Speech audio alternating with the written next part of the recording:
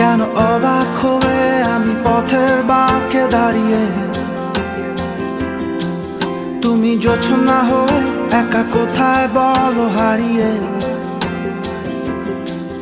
কেন তোমার আমার এত গল্প স্বল্প, আজ হঠাৎ করে কেন হলো সবই অল্প। দেখো দূরের আকাশ একা কাঁদছে তোমায় ভেবে, আর মেঘের মাঝে সব ভাবনাগুলো ডুবে। কেন তোমার চোখে আমার স্মৃতি উড়ে, আজ হঠাৎ মন দিশেহারা ঘুরে ঘুরে।